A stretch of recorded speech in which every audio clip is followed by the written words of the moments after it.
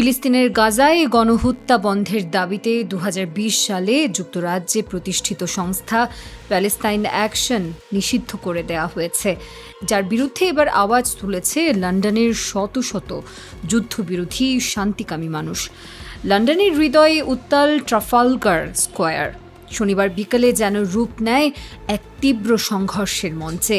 Ban হওয়া সংগঠন Palestine অ্যাকশনের সমর্থনে জড়ো হওয়া শত শত বিক্ষোভকারীর মুখোমুখি হয় পুলিশ, আর মুহূর্তেই পরিস্থিতি গড়ায় নাটকীয় মোড়ে।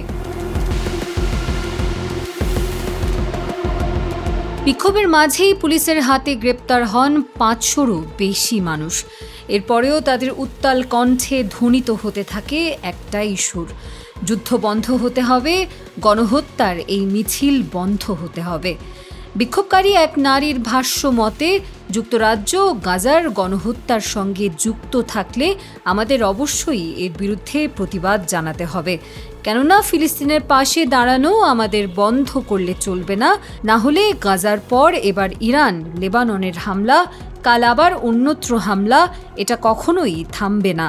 ফিলিস্তিনের জেনোসাইড নিয়ে কথা না বলে এ বিষয়ে নীরব দর্শকের ভূমিকায় থাকায় যুক্তরাজ্যের সমালোচনা করেছেন বিক্ষোভকারীরা। তাদের মতে, তাদের সরকার যুদ্ধ নিয়ে কখনোই প্রতিক্রিয়া জানায়নি কিংবা নীরব থেকেছে।